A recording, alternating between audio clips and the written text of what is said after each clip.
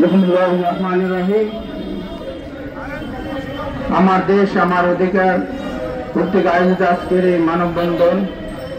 মানববন্ধনে বিশেষ অতিথি হিসেবে উপস্থিত আছেন বাংলাদেশ জাতীয়তাবাদী গণতান্ত্রিক পার্টির জাকবার সহ-সভাপতি এবং দলীয় মুখপাত্র 12 দলীয় জোটের অন্যতম শীর্ষ নেতা।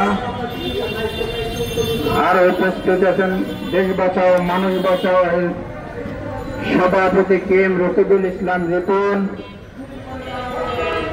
যে সাংস্কৃতিক পরিষদের আমাদের অত্যন্ত প্রিয় খোকন ভাই এবং দেশ বাঁচাও মানুষ বাঁচাও যারা আজকে এখানে উপস্থিত আছেন সবাইকে আমি শ্রদ্ধা নিবেদন করি এবং সাংবাদিক বন্ধুদের আমি শুভেচ্ছা জানিয়ে দু একটি কথা বলেই আমি শেষ করব।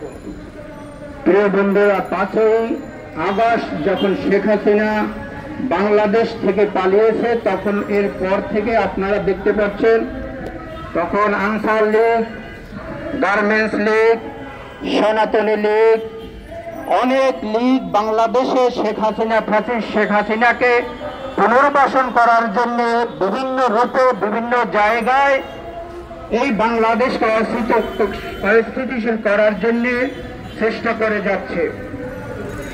আজ গত 2 দিন আগে আপনারা দেখেছেন যে সেই সন্ত্রাসী ইসকন লীগ নামে আর একটি হিন্দু ধর্মের নামে দেওয়া এই বাংলাদেশকে অস্থিতিশীল করার জন্য চট্টগ্রামে আমাদেরই প্রিয় ভাই, আমাদের একজন অত্যন্ত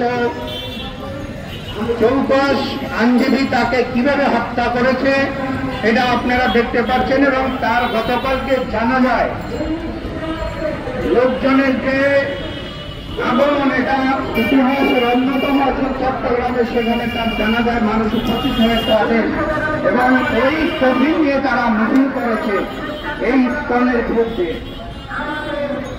ইসকন আসলে এখানে বাংলাদেশের আমরা যারা বসবাস করতেছি, আমরা সম্প্রীতি এবং যারা আপনারা দেখছেন এখানে বৌদ্ধ, খ্রিস্টান, অন্যান্য যারা গোষ্ঠী আছে, আমাদের সাথে কোনো দ্বিমত নাই। কিন্তু ইসকন হচ্ছে সেই শেখ হাসিনার ভারতে পালিয়ে যাওয়া এবং তাদের অর্থায়নে এই ভারতের একটি চর হিসেবে এখানে প্রতিষ্ঠা করার জন্য বিভিন্ন ভাবে ইসকনের যে প্রতিষ্ঠা এবং এই ইনি একজন সন্ত্রাসী এবং নাকি মহাগুরু। আমরা বলতে চাই, আমরা যারা দীর্ঘ 6 বছর রাজপথে আন্দোলন করেছি এবং এই জগন্নাথ বিশ্ববিদ্যালয়ে যখন একটি হিন্দু যখন ছেলেকে কুপিয়ে হত্যা করেছিল, আপনারা কোথাও দেখতে পান না যে তার বিরুদ্ধে তার পক্ষে কথা বলার জন্য। কিন্তু আজকে বাংলাদেশ যখন 5ই আগস্টের বিপ্লবের পরে একটি অন্তর্বর্তীকালীন সরকার যখন বাংলাদেশকে একটি সুন্দরভাবে পরিচালনা করার জন্য তাদের কাজ করছে, তখন এই ভারত আমাদের পার্শ্ববর্তী সবাই বলে আমরা বন্ধু দেশ, কিন্তু এরা বন্ধুরূপে তাদের আমাদের বুকে ধুলি মাত্র তারা বিচার করে না। প্রিয় বন্ধুরা, আজকে বাংলাদেশকে একটি অস্থিতিশীল রাষ্ট্র করার জন্য এই ভারত যা করার জন্য এবং ওই শেখ হাসিনা ভারত থেকে বাংলাদেশে পুনর্বাসন করার জন্য এই ভারতের সহযোগিতা নিয়ে আজকে বাংলাদেশের আইন শৃঙ্খলা অবনতি করিয়ে একটি অস্থিতিশীল রাষ্ট্র করার জন্য তারা চলমান। আমি এখানে স্পষ্ট করে বলতে চাই, আজকে বাংলাদেশ একটি স্বাধীনতার চেতনা নিয়ে যেভাবে সৃষ্টি হয়েছিল 1971 সালে আপনারা দেখেছেন মরহুম শেখ মুজিবুর রহমান সেই স্বাধীনতার পরে এই বাংলাদেশের ক্ষমতা নিয়েছিল, তখন দুর্ভিক্ষ এবং একদলীয় বাকশাল কায়েম করেছিল এবং সমস্ত পত্রিকা মিডিয়া বন্ধ করে যেভাবে রাষ্ট্র পরিচালনা করেছিল। সেখান থেকে বাংলাদেশ যখন রাষ্ট্রপতি প্রেসিডেন্ট শহীদ জিয়াউর রহমান হাতে নিয়েছিল, সুন্দরভাবে গণতন্ত্রের মুক্তি দিয়েছিল এবং সবাইকে রাজনীতি করার যখন মুক্তি দিয়েছিল, তখন থেকে এই শহীদ প্রেসিডেন্ট জিয়াউর রহমানকে ভারতের সহযোগিতায় কিছু পথভ্রষ্ট সেনাবাহিনী তাকে হত্যা করেছিল।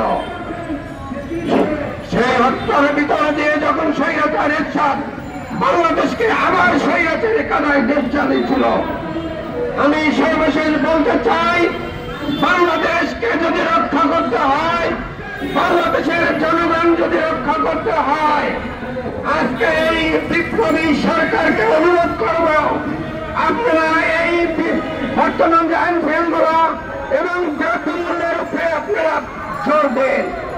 আমরা যদি এইখানে কোনোভাবে যদি আপনারা সম্প্রীতি দেখাতে চান, তাহলে এই বাংলাদেশকে অস্থিতিশীল করবে শুধু এই আইন শৃঙ্খলার অবনতি ঘটে এবং দ্রব্যমূল্যের ঊর্ধ্বগতি দেখিয়ে। এই দুইটা জায়গায় যদি অন্তর্বর্তীকালীন সরকার আজকে নজর দেয়, তাহলে বাংলাদেশ কখনো এই বিপ্লব ব্যর্থ হতে পারে না। প্রিয় বন্ধুরা, আপনারা জানেন এই ভারত বাংলাদেশের একটি অঙ্গরাজ্য হিসেবে ঘোষণা করতে চায়। শেখ হাসিনা মাত্র ভারতের পক্ষে এখানে শুধু দেশ পরিচালনা করেছে, কিন্তু এই ভারতের প্রেসক্রিপশন দিয়ে আগামীতে এই ভারত আবার শেখ হাসিনাকে এখানে পুনর্বাসন করে পুনর্বাসিত হতে যাচ্ছে। এই শেখ মুজিবুর রহমানের কন্যাকে পুনর্বাসন করতে দেওয়া যাবে না। যখন নায়কের রাসূল এবং কোরআনের পাখি যারা আমরা খ্যাত করি সেই দেলোয়ার হোসেন সাঈদী এবং বাংলাদেশের আপসহীন নেতৃত্ব